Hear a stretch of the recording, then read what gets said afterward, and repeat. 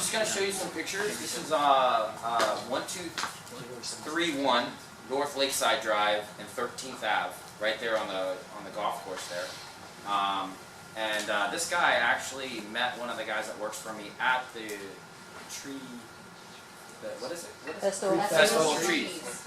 Yeah, one of the guys that worked for me, he was like, I want to go do this thing, and Richard called me, so I said, sure, go ahead. And this guy met him and called me, and he wanted to redo his yard, and so it took 6 months to plan this job, because it was kind of a blank slate. Once you file through some of the pictures, keep going.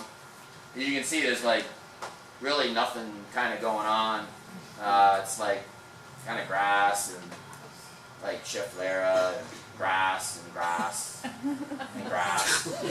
Sidewalk. Dirt. Yeah, dirt. There's really not a lot of exciting things. Oh, there's a Buddha there. Yeah. It was kind of a, I mean, and he actually had people come up to him at his house and they were like, your landscape's like good to go. You're ready to go. You don't have to do anything. And he was like, no, this is boring. And I said to him, I said, you're a great customer for me because I think this is boring too. Let's liven this thing up a little bit. So we really, oh, I'm sorry. So I'm going to stand over here behind the tree so you guys can see. So really it was kind of cool because he really wanted to do a lot of stuff with natives, and I told him, I said, you're on the golf course, you know, you're on the corner, that's 13th Ave, that's Lakeside. I was like, you got a lot of drive-bys. I was like, you really need to make this place look good, you know? And he was like, yeah, I do. So we said, all right, let's start doing that. And his neighbor, that was his neighbor's yard. You can see, like, he's got some DeZeeuws and some buttonwoods and some oaks and stuff in there. So, I mean, I said, we got to make your place kind of fit in with everything going on around there because your place is boring. So, so we started working on it. Now go to the during folder. So I think you got to go to back to the, and then go to the, go back. And go to, now this is the start. We started working. So I'm going to talk a little.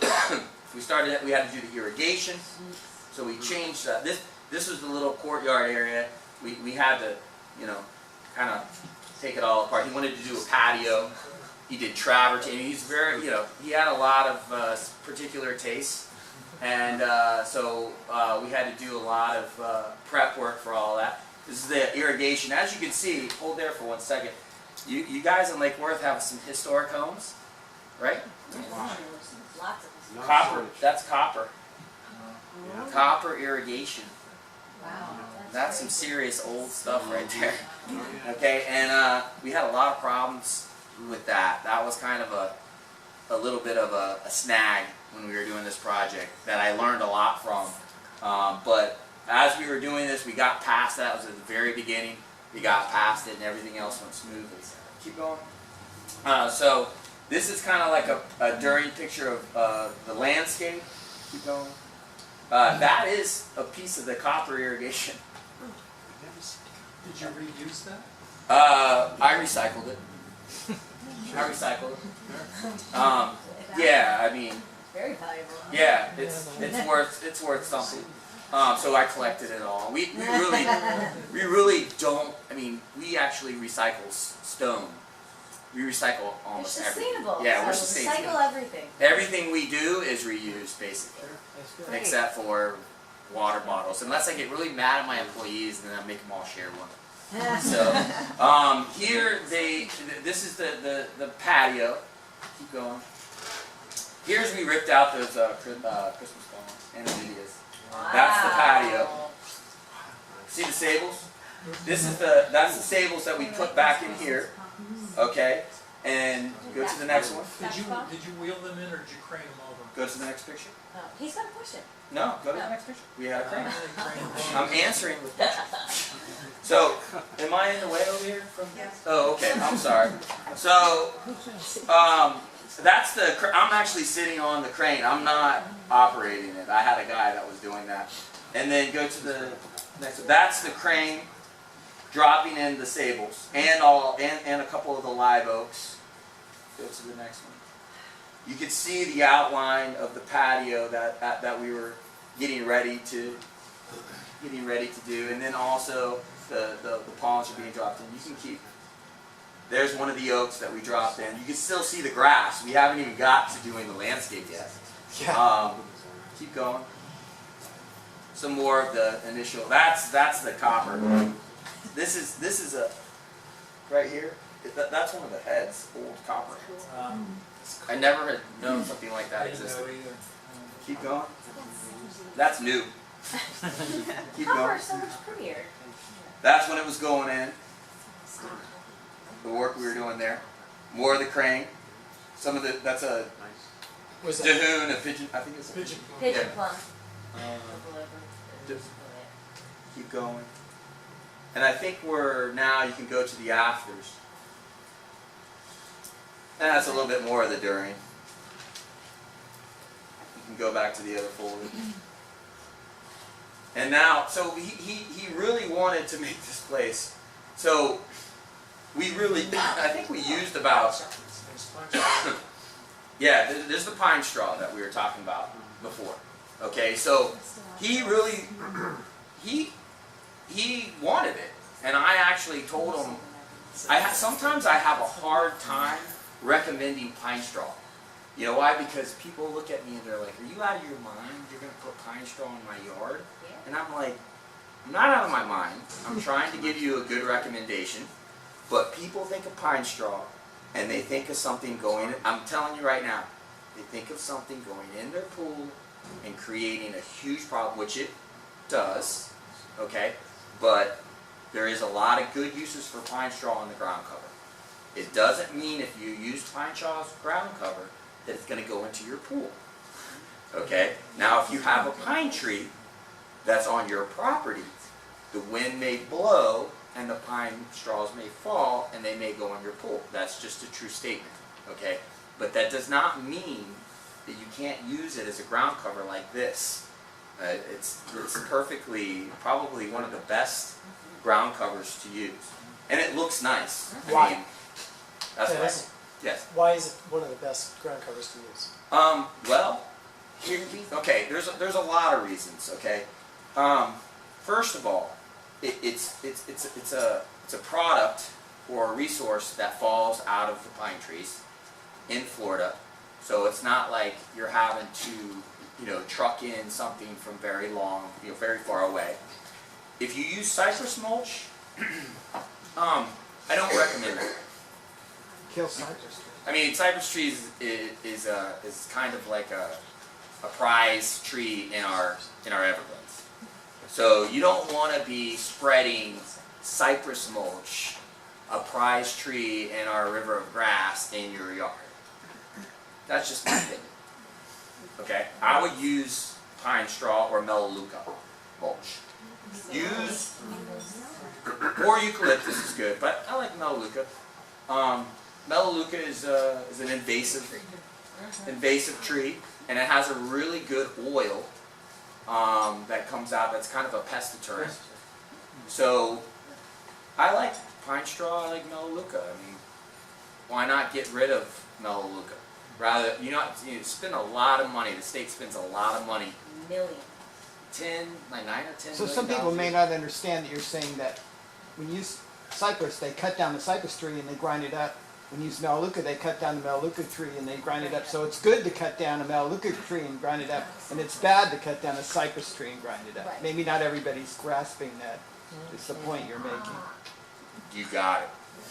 Yeah, because I mean, if everybody wanted cypress mulch, then There the would be no demand is cypress for the trees. cypress mulch. Let's go cut down a bunch of cypress trees. Where do you find all this other mulch? I've never seen it. You got to call Sustainscape. I haven't Up No. north, they sell the pine straw. You really don't. I don't know where you get yours. Bushel I- Stop sells Bushel pine Stop Oh. has it. What about the little nursery here? Yeah, they actually do have it. Yeah, they've got They're it over about there. past 10. Smarty Smarty Smarty Plant. Plant. Amelia Smarty Smarty Plant. Plant. What kind Yeah, of mulch we do they bought have? some The there. They pine have straw. pine. They've got pine straw. And melaleuca is something that you have to Yeah, get. they also like like the melaleuca. Yeah, oh, they do? Yeah, I'm pretty So sure does they do. bushel They have a stuff? lot of stuff. Bushel stuff has it also. They have two kinds. And- Go ahead. Eucalyptus you can get from Home Depot. Actually, when we're talking about mulch, you know, there are certain, like invasive, you're talking about the melaleuca. In Australia, they use the melaleuca to make the tea tree oil, and it's very expensive. And for us, because when we brought the melaleuca here, we wanted to take the water out of it. But the melaleuca now, is, as you said, I prefer to use that thing, and I use also now the Australian pine. It was invasive, now it's not invasive. They say it's good. So No, there's, No, never. it's okay. It's a prohibited species. It's one of the top 12 most invasive plants in the state of Toxic to Florida. the soil, Inaccurate. too. I understand, but there is now the controversy if you go through it. I'm a master gardener. And Right. lately there has been something like there are certain areas they are just wanted that to keep from the wind, and it's Yeah, very it's a good. windbreak. That's But what we it's wanted. I'm talking about the mulch. Actually, the pine tree, you don't have to cut the pine tree to get Right. this thing. Right. Right. So the And thing that is like circles really, around to where we... yeah, the to where we cypress talk. you are cutting the tree. Right. So actually, when we think about mulch, even you can think about the leaves from your yard. Mhm. You You just could break use them them up. as mulch. And the best leaves are the mahogany leaves, in my opinion. Mahogany, Really. the best I think leaves. so. They're awesome. Say that one more time. The mahogany leaves are like, I mean, you can't find anything more valuable for a ground cover of leaves. They are very rich. We rake them up and we They are very rich feed in them to our minerals. worms and we spread them around in other yards and, you know, whatever we gotta do. Mahogany leaves are awesome. Okay, keep going through there. So there's the pathway in the front. You can see how dramatically different the yard looks. That's the patio. Beautiful. Who does that show in the foreground? So that's Jeff's bay rum that I took out of his nursery. He didn't know that, but that's a bay rum. That's and we planted it right next to a sable so that we could kind of get. We're trying to like achieve. What he really wanted was to just be in this patio in like 5 years and just be sitting in there with a bunch of foliage all over the place, all around him. So I mean, we just planted indigo berry, thatch palms, all kinds of stuff all around. That's one of our. We do this in all of our landscapes, or we try to. It's a rain garden. So basically, what happened was because we had to dig down with the patio, you have to kind of go down a little bit, right? So you change the grade around, and it's kind of difficult for it all to work. But the water was rushing off, and we had to have a place for the water to go. Okay, so what we like to do is create rain gardens. So this right here is a little rain garden. It's a little pea rock, and the water flows down in there. It settles down at the end. We got Fakahatchee grass, and it just settles down and percolates. That's cool. So it works very nice. That's a little walkway that goes around. But it's right in the middle of the backyard, as you can see. And he has zoysia grass. He wanted some grass to walk around. Which That's halfway. formality. Yeah, it works. I mean, there's nothing wrong with having a little bit of grass as long as you can use it and it's functional. And you're not, he changed the whole irrigation, so we had it to where the water was spraying. You guys have expensive water here. So his water, he was really concerned about his water. So we configured the irrigation to where it's spraying primarily on the grass mostly, and we also use the nozzles that you can adjust. So when the plant no longer needs water, like a necklace pod or something like that, some of these plants you can just let them go after a little bit of time. And you actually do not want to overwater a necklace pod or a coontie or a porterweed. You don't want to overwater these things because they'll get fungus and they may even die. So you really want to almost let some of these plants go. So you can adjust these nozzles. Now you're watering the grass. Believe me, the grass needs the water. So keep watering the grass, and some of the other things didn't get it. Keep going. A little bit more of the backyard. That's Is that the front. firebush over there? Yeah, there's actually probably about 6 or 7 species that we planted. This is a soldier wood, which is another really cool nice. tree. Beautiful. Ranks up there with the tamarind. The firebush back here, Jamaica caper. That's the front, looking into the front yard now. And you can see we leaned a lot of the sables so there was like a kind of a natural look to it. It's not like a, you know, up and down type of place. He put some oaks. Pretty stone. What is the plan right in the rain garden? You can see that's a little offshoot from the back patio. This goes around to the front yard. So really the grass, that's the side picture from, this is 13th Ave. So you can see it's all, you know, he bought, I think it was 11 or 12 sables that he wanted. And he wanted them booted, that's why they're all, and a couple of them we didn't do that because the very front. So we didn't do the booted, but most of all of them he did want the booted. He's got the cabbage palm. He's gonna put like orchids and all kinds of really cool stuff. That's what you can do with a cabbage palm, which is really, really cool. A lot of people I don't understand it, but a lot of people call this a garbage tree. And the sable palm is not a garbage. It's actually our state tree. So, you know, and I talk to people that are, you know, very educated, and they, you know, they have, they're farmers or whatever, and they call them garbage trees, and I'm like, it's not a garbage tree. It's a very, very valuable tree. Supports a lot of wildlife, you know, a lot of ecology. So I would definitely recommend some cabbage palms in your yard. When did you install this? I think we finished it. It was probably it was like September, so a couple months. Because I walk my dog by here and it looks fantastic, and I Oh, wonder okay, who you see did it. it. It looks wonderful. Yeah, and he's very, very particular. Great guy. He takes care of it. So I mean, I went by there. I forgot something. I had to pick something up. He was out there watering, and you know, he's very, very. He really wants to make sure that it looks. See, that's like the great customer, because a lot of times you work. You're like, are you watering? I mean, I really did a lot of work there. Are you watering that stuff? I get worried. My wife wants to kill me. She's like, it's not your yard. What are you worried about? But I do worry, because I know I helped create this, and I want it to look beautiful in 3, 4, 5, 6, 7, 8, 9, 10 years, because I can take people by there and say, look at this place. This is a native garden. And you can call it a landscape if you want. It's a garden, a landscape, but it's really kind of like what I like to call it's a sustainable conversion.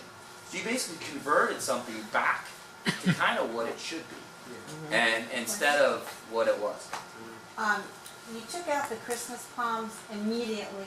Is that because they're not native, or because you didn't like them, or what? I like them. So what? Okay. So the Ananidias, they're okay, and I actually told him when I did the design, I said you could leave them in unless you wanted to take them out. But the copper piping, let's go back to the copper piping real quick. Very interesting, because if you guys ever get into a historic home, you guys got to know about this stuff. Because if you're going to do something like this, it was a big problem. I mean, the copper piping was running right, it was running, and we hit the pipe, okay? And it was connected to the indoor plumbing. So, I mean, The irrigation was connected to their indoor plumbing. there was Many a years copper, ago. yeah, it was, It was just all one.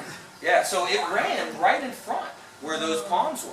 So he was really concerned about, you know, he was like, as soon as we had the issues with the plumbing, he's like, take those trees out, you know, and he was kind of on the fence as to whether he wanted them, you know, anyway.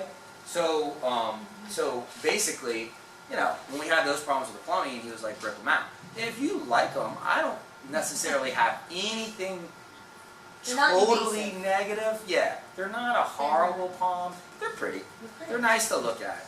But, you know, close to the house, maybe not such a great idea. Plant them 15 feet away, you know? Yeah, I just want to say one thing really positive. What I think you did a beautiful job, and something that's really positive is having that rain garden, because one of the biggest problems is we're getting so much of the storm runoff, and it's carrying all these pollutants into the intercoastal. And we actually had 100 acres of seagrass die last year because it's so polluted. And a lot of the pollution is runoff of fertilizer from people's yards.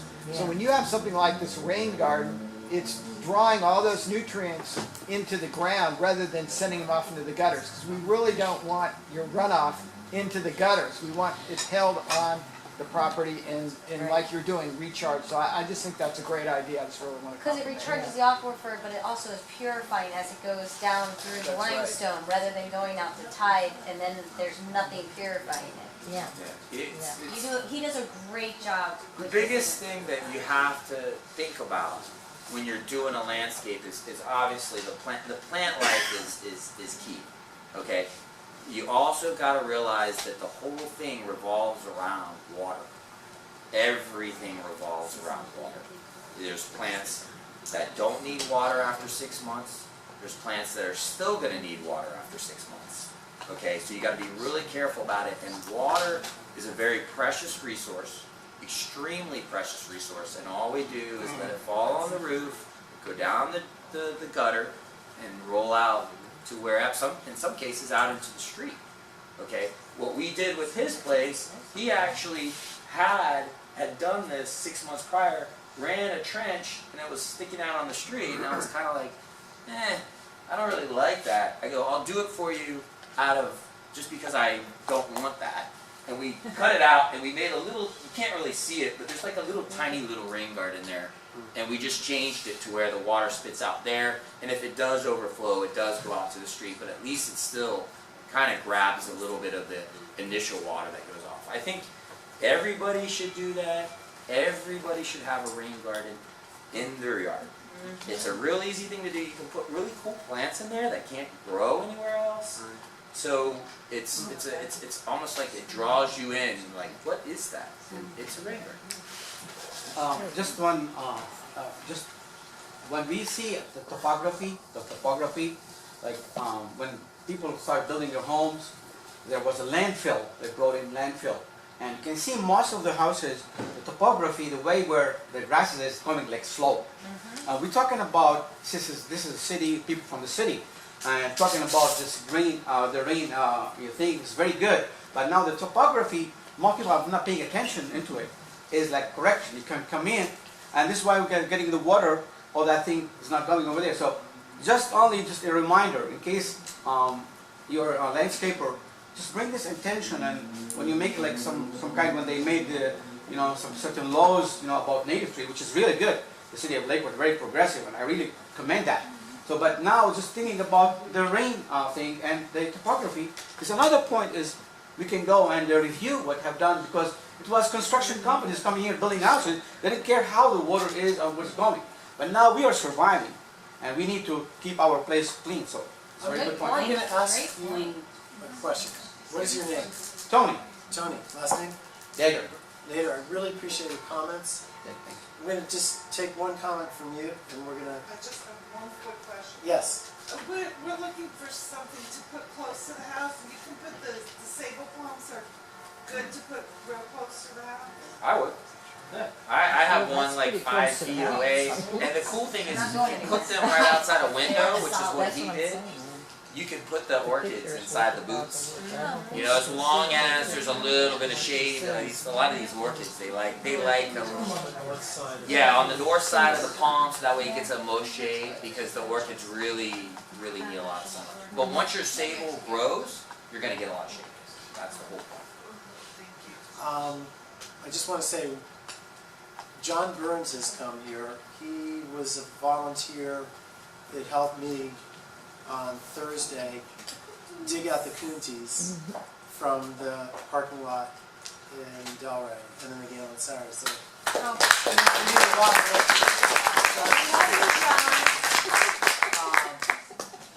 I also wanted to mention there are a few neighborhood presidents here. Anthony Murata from Parrot Cove, Ted Johnson from South Palmway, June Evans from Bryant Park. June Evans from All Bryant the Park, presidents here. Hamburg's on Pineapple Beach.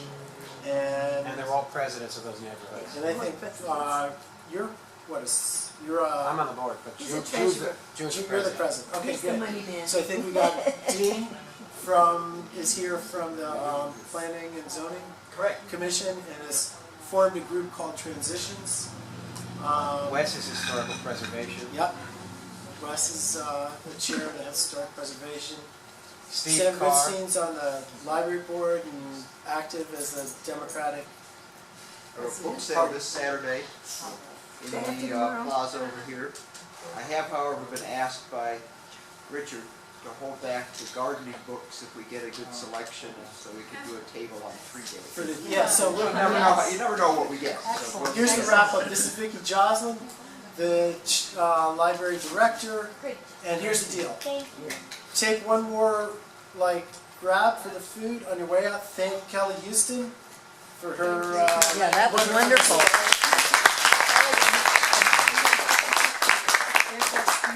Thank you so much. I think we really learned a lot tonight. Absolutely. Even if you knew a lot, I think you came away with. Come to the Festival of Trees on Saturday, January 17th. 9 to 4. Do we have a tree board email? Or David McGrew, dmcgrew@lakeworth.org. Email him if you want to volunteer to make the 10th Annual Festival of Trees the best, most fun, biggest, and highest quality Festival of Trees ever. Yeah, all right. Love to have you participate. And thank you all for the wonderful turnout. And take this knowledge